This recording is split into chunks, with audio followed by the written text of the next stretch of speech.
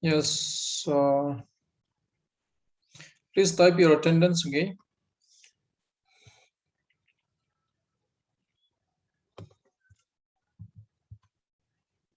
So today we'll start Unit 2, where we will study PN junction devices like the rectifiers and uh, filters, solar cells, tunnel diode, Schottky diode, LED, and photodiodes. So we'll start with rectifier, particularly a half-wave rectifier. I think we all know by now that a rectifier means an electronic circuit component which can convert AC into DC. So a rectifier is an electronic circuit component that can convert AC into DC. For example, you know that alternating current means direction of current alternates. Direction of current flow in a circuit. Direction of current flow in a circuit uh, alternates, or it changes its direction. Okay, direction of current flow in a circuit alternates, or in one cycle it flows in one direction, in another cycle it flows in the reverse direction. So if the direction changes and it alternates between the one direction to another direction, then that kind of signal is called AC signal. DC means a direct current. So DC basically means there will be unidirectional flow of current. Unidirectional flow of current. Unidirectional means there is only one direction for the flow of DC current. And using trigonometric function like sine theta and cosine theta, we can represent AC signal. So how you are representing in trigonometric function like this? So you can write an AC voltage like V max signal. Let's say you write AC voltage V max into V max into sine omega t. So this is how we represent an alternating signal using a sinusoidal signal, because using a trigonometric function sine wave. Because like we know that omega is angular velocity. Angular velocity is equal to angular displacement upon time. So theta is basically equal to omega into t. Angular velocity or angular frequency into the time interval.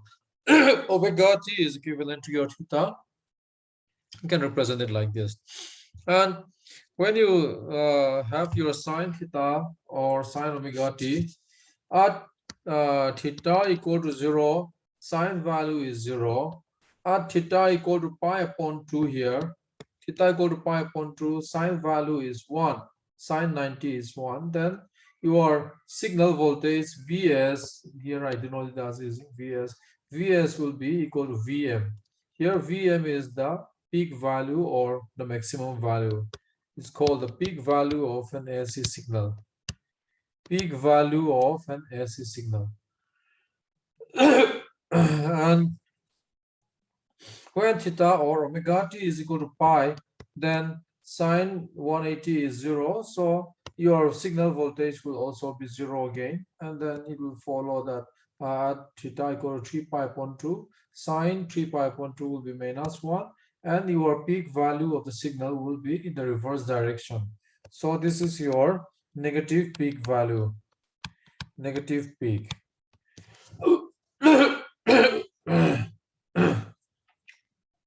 Negative peak, and we talk here in alternating current, we talk about positive peak and negative peak here. And then at when theta becomes 2 pi, then it goes back to 0 again. And this interval is called one cycle of an AC. This interval is called one cycle of an AC. One cycle. Okay. So the time taken to complete one cycle is called time period. The time taken to complete one cycle is called time period. Omega is your angular frequency. T is the instantaneous time, small t is the instantaneous time. So as the time goes from this point to this point, your theta value goes from 0 to 2 pi, and the time required to complete this particular one cycle of an AC is called time period. And after that, it will be just a repetition of the same cycle. The same cycle will be repeated again and again. So frequency is simply how many cycles, a measure of how many cycles will be executed per unit time. Okay, how many cycles will be executed per unit time? That is what frequency measures.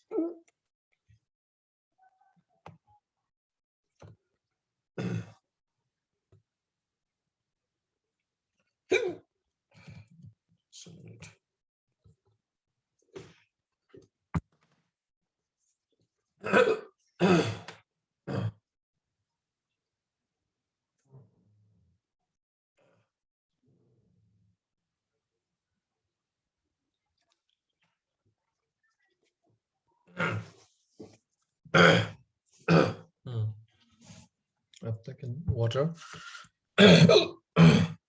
So let me repeat here. Let me draw it here. I think it will be better here. So an alternating current, as you see, it can be represented using a trigonometric function, just like I described before. What happened? I cannot write anymore.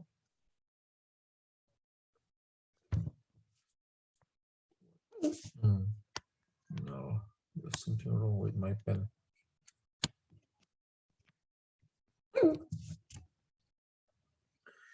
Yeah, this is one cycle, and this is one cycle of an AC, and the next cycle, this is another second cycle, third cycle, fourth cycle. So the same thing will be repeated, and this is the maximum peak value in the positive direction, and this is the peak value in the negative direction. This is your omega t equal to, this is your omega t exists, omega t equal to 0. This is pi upon 2 pi, 3 pi upon 2, and this is 2 pi, and similarly this will go to 4 pi, 6 pi, 8 pi. So frequency measures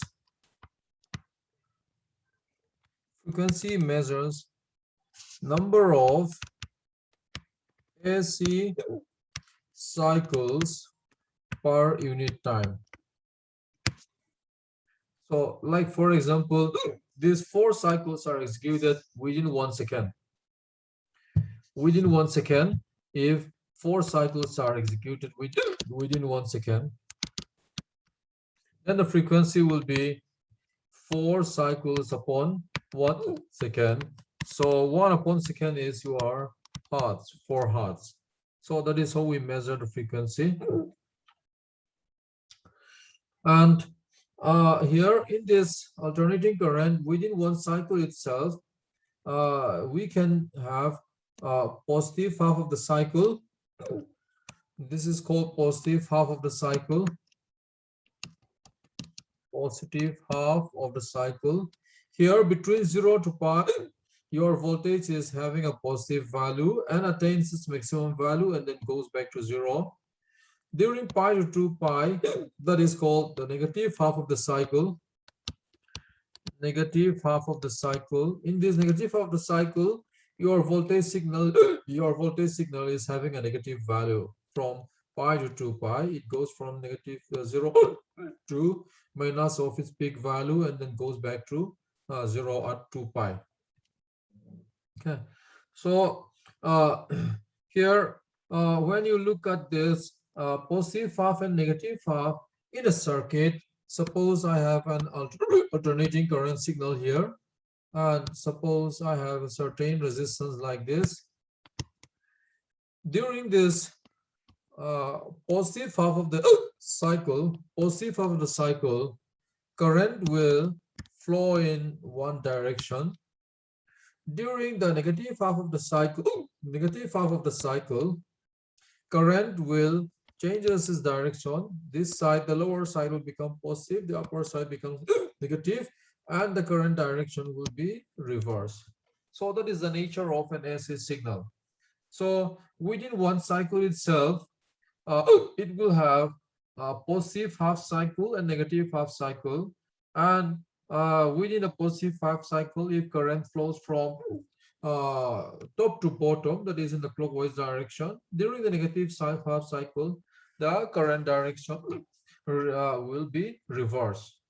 And when the second cycle arrives, in the second cycle, there will be a positive half and negative half again. In the second cycle, during the positive half, current will flow in clockwise direction again, and current will reverse in the anti-clockwise direction during the negative half again. So that's what you need to know about the nature of an AC. And as I said, we can talk about the frequency also, like here, right? The number of cycles per unit time. And your omega angular frequency is 2 pi times frequency. Okay, 2 pi f. Now, the time taken to complete one cycle is called the time period. That is what I have told you. So, time period, right? So, this frequency is actually 1 upon the time period, because if you want to measure the time taken to complete one cycle, there are 4 cycles, and 4 cycles is completed within 1 second. That means 1 upon 4 will be your time period. 1 upon 4 will be your time period. So you can relate frequency with the time period like this. And this is the peak value or the amplitude of this AC signal. Peak value in the positive direction, peak value in the negative direction, right? So these are some of the features we should talk about in AC signal. Now, the difference between AC and DC is that in a DC signal, if you connect a DC battery like this for the same circuit in place of AC, suppose you connect DC, suppose you have the same resistance. So DC battery will have positive, negative terminal, and because of the fixed nature of this positive terminal, negative terminal in a DC circuit, current will flow in one direction only. DC, unidirectional flow of current. Unidirectional flow of current. Okay. So let's get back to what we are going to discuss, a rectifier. So we are trying to design a device, electronic circuit component, which can convert AC signal into a DC signal. So one of the rectifier circuit which can perform such conversion is what is known as a half-wave rectifier. So the circuit shown here is a half-wave rectifier. Half-wave rectifier. So in this half-wave rectifier, you have what is called a transformer here. This is the AC input, and this is the primary of the transformer, and this is secondary of the transformer. Using this transformer, you can step down your AC signal. You can step down your AC signal. And yeah, I think I should make blank page once again.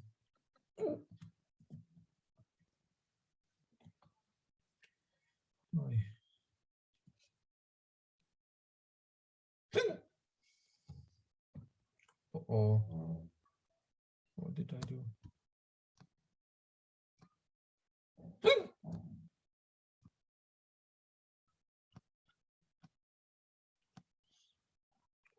What did I do?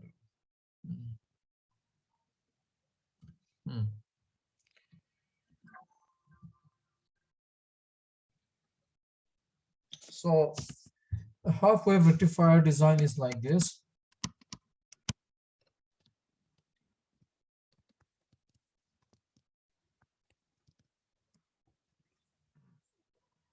Here you can have your primary winding of the transformer, and there will be certain metal core, and then you have a secondary winding of the transformer, and you put a diode here. You put a diode, and you put certain load resistance RL here. This is your diode. Yeah, primary of the secondary, primary and secondary. Here, using this transformer, you can step down your AC signal. So in India, our household power supply is 230-volt AC, 50 hertz having frequency, 230-volt peak voltage and 50 hertz frequency. So if you connect a multimeter to your power line, your plug point, this is what you will get. 230-volt AC means the peak voltage of the power you receive here is 230-volt. Okay. 50 hertz means the frequency is, it will perform 50 cycles per 1 second. Within 1 second, it will perform 50 cycles. 50 hertz means it will perform 50 cycles per 1 second. So that is what you mean by 50 hertz frequency. So this particular AC cycle will be repeated 50 times within 1 second. That is the power supply we receive. And usually this 230 volt is too large for our electronic devices, or in like, for example, our computer, or even our television devices. Also, this 230 volt is usually too large. So other than your heating element, like your heater coil and all, we usually don't require this much of frequency, this much of high voltage. Therefore, using this transformer, we first perform step down of this voltage. So how do we perform the step down of the transformer? You know that the transformer ratio is what EMF in the secondary coil is equal to EMF in the primary coil multiplied by number of turns in the secondary coil divided by number of turns in the primary coil. So if you have very large number of turns, large number of coils and turns in this primary coil, and very less number of turns in the secondary coil, that is N2 is very less comparison to N1, then your E2, the voltage appearing across this will become very small voltage. Depending on the transformer ratio, you can reduce this peak voltage to, let's say, 6 volt also. Okay, you can reduce up to 6 volt, 5 volt also, depending on the transformer ratio. And then this signal is supplied to this diode. So in order to understand how the rectification is performed in this diode, we have to just revise what we have already discussed before, the IV characteristics of a diode. So this is your current, forward current, and this is your forward voltage. And here we say that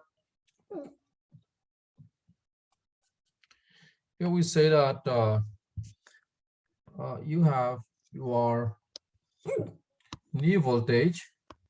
This is your knee voltage. I discussed this. Beyond this, the current will follow your diode current, reverse saturation current, exponential of EV upon KT minus 1. So with the increase of this voltage V, with the increase of this forward voltage V, the current will increase exponentially in the forward biasing connection.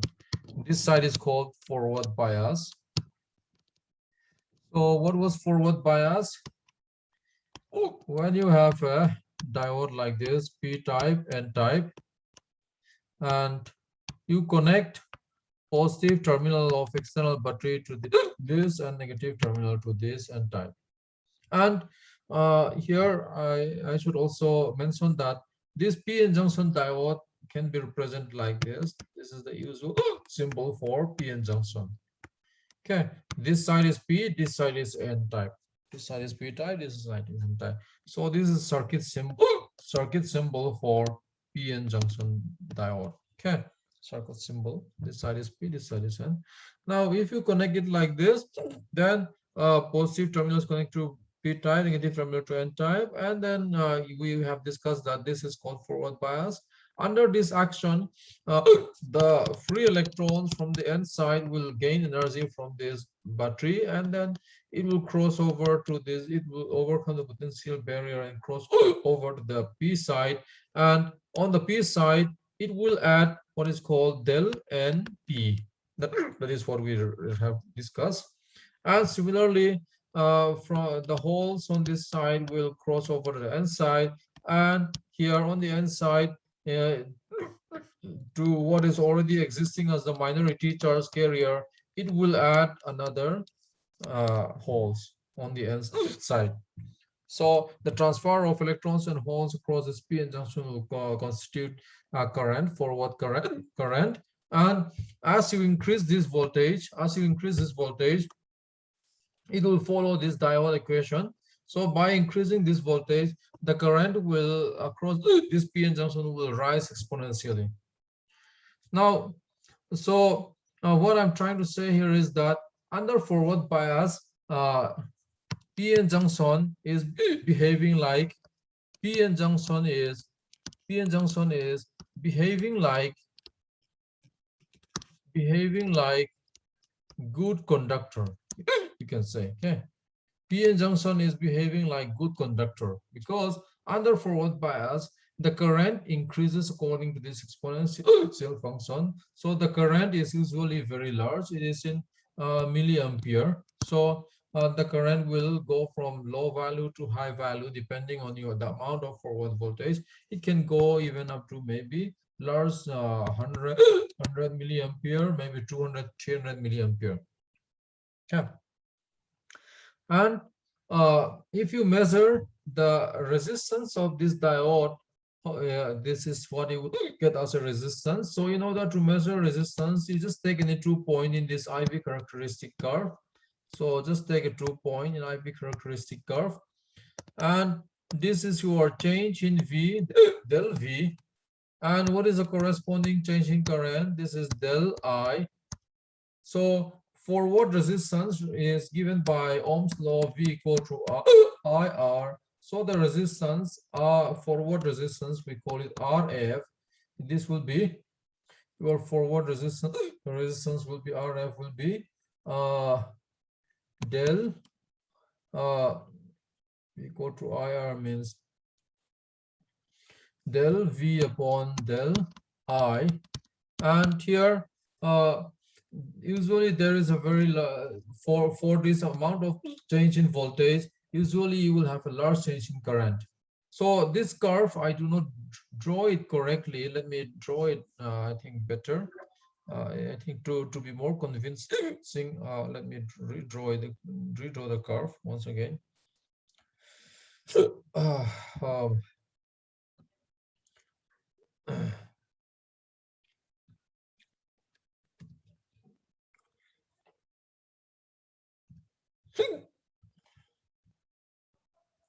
So this is how it will actually appear, your IV characteristics. So the IV characteristics curve of diode is usually something like this. So beyond this knee voltage, 0.7 volt, it will go like this. So if you take any 2 points here,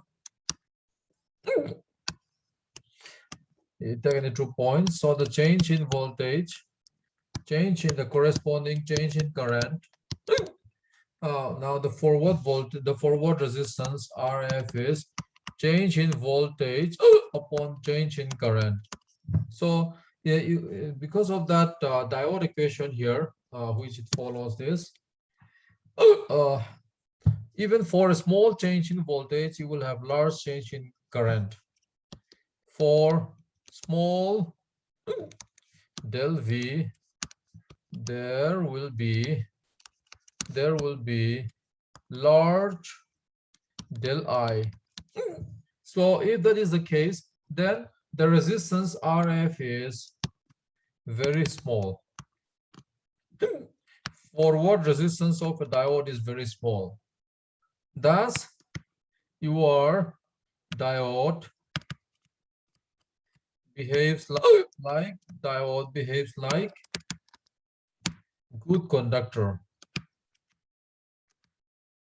Diode behaves like good conductor under forward bias, because the resistance offered by diode under forward biasing condition is very less. Now, if you go to the reverse voltage, if you reverse the connection like this is P, this is N. If you connect this to negative terminal of the battery, and if you connect this to positive terminal of the battery, there we discussed already that if you consider your diode equation, exponential of EV upon KT minus 1. Here in the reverse voltage, the voltage direction is negative, so we put a minus here. And as you increase the voltage in this direction, this exponential term will go down to zero, and your current will be as good as minus of saturation current. Okay, so initially the current may not go, the current be equal to minus of is, but just after a few voltage, the current will drop down to what is called negative of the saturation current, is. Here I discussed before that the current direction is reversed, because for the fact that under this reverse connection minus positive like this, you have a p type, you have a n type, there will be large number of majority holes, and very small quantity of minority electrons, large number of free electrons on the n side, large number of free electrons, and small amount of minority holes. So if you make a connection like this, negative power supply here will give another additional energy to these free electrons, and these free electrons will move to this direction. Okay. Free electrons will move to this direction, that is from p type p to n. Free electrons will move from p to n. So as you see, these free electrons are the minority charge carriers in p type. In p type, the majority charge carriers are holes, and minority charge carriers are free electrons. So when you connect a reverse biasing, the current flowing is due to the minority charge carriers, very small amount of minority charge carriers that contributes to what we call it as a reverse saturation current. And similarly, by connecting positive to this side, these holes, the minority holes, minority holes in the n side will gain energy, and it will cross over to the p side, and that will contribute to current. That will contribute to current due to the minority charge carrier. So all those current, that is the minority electrons and minority holes, electrical conduction contributes to what is called reverse saturation current. Reverse saturation current. Reverse saturation current is due to the minority charge carriers conduction across the p-n junction under reverse biasing. And if you remember, like if you connect in the forward bias, this is p, let's say this is n. Let's connect to the forward bias. This side is positive, this side is negative. Under forward biasing, there is a large quantity of free electrons, and very small amount of holes, minority, large quantity of uh, free holes, not free, large quantity of holes in the p side, very small amount of free electrons here. Now, if you connect in this direction, negative power is applied to the n-type here. These majority charge carriers will move to the p side. Majority charge carriers move to the p side. So, in the forward biasing, the electrical conduction is due to motion of majority charge carriers. And here, similarly, holes also will move to the n side. Now, if you compare this minority reverse saturation current and majority forward biasing current, you see that electron motion here in this case is from N to P, and in the minority, in the reverse saturation current under reverse biasing, the electron motion is from P to N. So I hope you can understand that the current in the reverse biasing is opposite to the current in the forward biasing. Therefore, there is a minus sign here. So because of this minus sign, you will have a current in the reverse current in this lower side of this coordinate system. So the upper side is positive current. Current is rising in the positive direction. On the lower side, we have a negative current. The current we have is due to the minority charge carriers, and we call it reverse saturation current, that is minus of is here. So the current here is minus of is. Okay. So if you now take any 2 points here, let's say this point and this point, and if you draw it like this, corresponding voltage. So even if you have a large increase in voltage here, the corresponding change in current, that is del I, the corresponding change in current del I, it is very small. So under reverse bias